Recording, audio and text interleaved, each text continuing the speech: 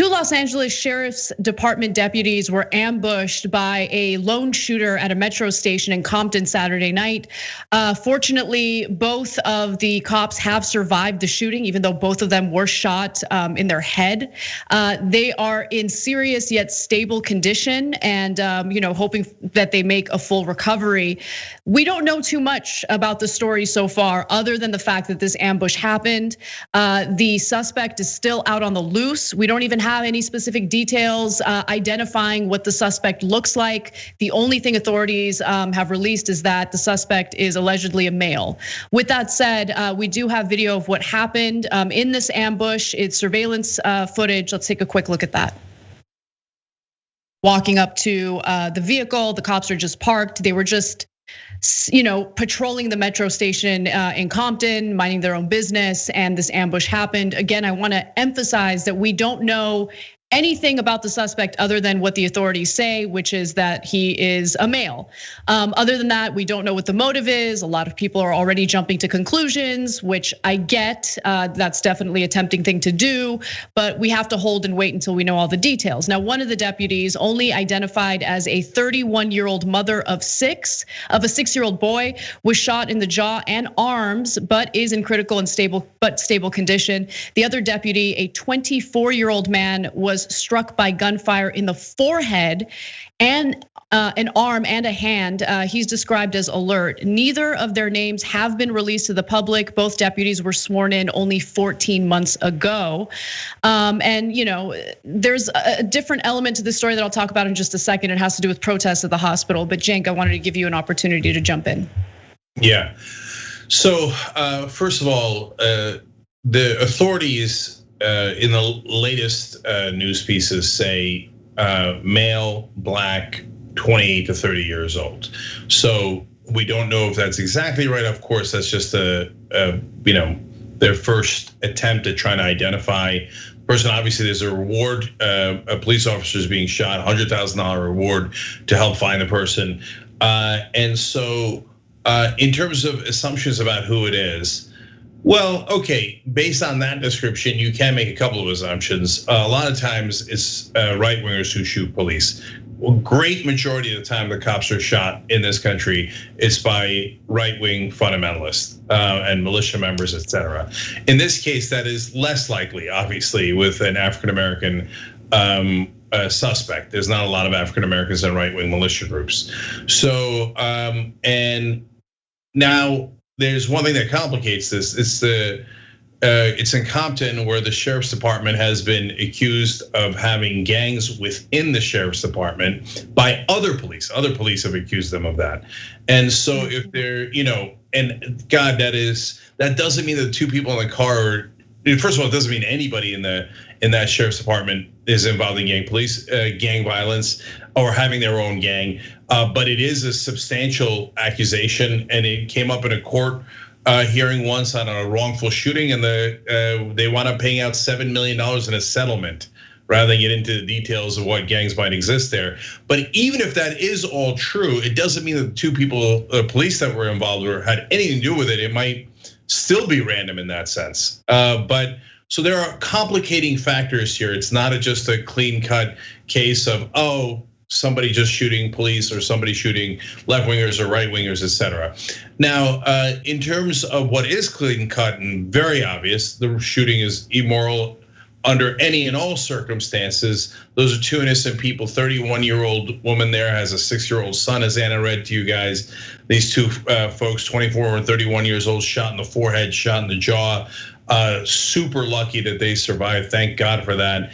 And so that's crystal clear. Now, the second thing that's clear is this will help in any efforts to reform the police. So if it was in any way, shape, or form, in that person's head at least, in their mind politically connected, well, then it's the most counterproductive thing I've ever seen. It makes police far more likely to shoot quicker because of safety concerns like this one. And it makes repairing the breach much more difficult. Yeah, definitely. So if the suspect is in any way connected to, the protesters or whatever, yeah, it is absolutely counterproductive, and he should be condemned 100%, no matter what. As you said, I wanted to give a little more context into what you were mentioning earlier, Cenk, about how the Los Angeles Sheriff's Department had very credible allegations of engaging in gang activity themselves. This was a very big story that broke not too long ago. And that is something that complicates this story a little bit. So the Banditos, the 3,000 boys, the regulators, and the Linwood Vikings are only a few of the estimated 17 gangs that operate in jails and sheriff's stations across the county. Members often have matching tattoos connecting them to the secret groups entrenched at all levels of the department. And so that was a big report. And as you also alluded to, the way that reporters found out about that was there was a sheriff's deputy who actually spoke out against it and tried to raise awareness about it because he thought he was doing the right thing in trying to get, this toxicity out of and this criminality out of the sheriff's department. But he was retaliated against and referred to as a rat. He received a text message referring to him as a rat. And so that is a credible story to keep in mind. One other thing to also keep in mind that I think is incredibly counterproductive is outside of St. Francis Medical Center in Linwood, where the injured officers were being treated Saturday night. A small crowd, including some apparent demonstrators, gathered. Witnesses say members in the group were chanting anti-law enforcement slogans and at one point tried to get inside the hospital. There was a pastor there with a group of people who was trying to pray for the officers, and he talked to the press and said that the demonstrators are actually blocking the entrance. So when people were trying to get into the emergency room, it was being obstructed. All of this stuff is just gross and beyond. I mean, yes, it's counterproductive. I mean, if you care about strategy and actually reforming police, which needs to be done, this is counterproductive. But more importantly, it's just morally wrong. It should be condemned. These are people, okay? I get that right now everything is very politically charged, but that woman has a 6-year-old son at home who's terrified right now. These are people who weren't doing anything wrong. They weren't caught on tape doing anything brutal to anybody. They were sitting in their police vehicle when they were ambushed. What are people doing right now? This is insane. I just don't accept that. Yeah, so in terms of the gangs within the cops and the sheriff's offices, that's pretty close to fact. The question is, how big a presence is it? Why I say it's not close to fact, it is a fact. One of the sheriff leadership that was fired was part of the Vikings gang. That's tends to be more white supremacists. I know, it's shocking. And the gang that the other officer accused them of being part of is called the Executioners, and that's for police that get tattoos of skulls on their bodies after they execute a member of the public.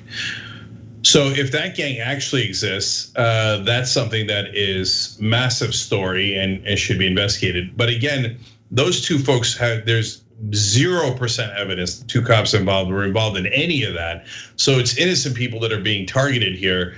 And so none of this is productive. It's all insane. The protesters have a better chance of being honestly left-wingers as opposed to the shooter who nobody knows. And there is no left-wing group that's going to encourage anyone to commit violence like that. Right-wing says, oh, Second Amendment rights, so you got to act, you got to do something. There's no group on the left that says that. So if someone went rogue, that's a different story, okay? But in terms of the protesters, what are you guys doing? In front of people who were shot? We're against anyone innocent being shot. So I don't know why you would show up there, to protest the people who were shot? That's insane.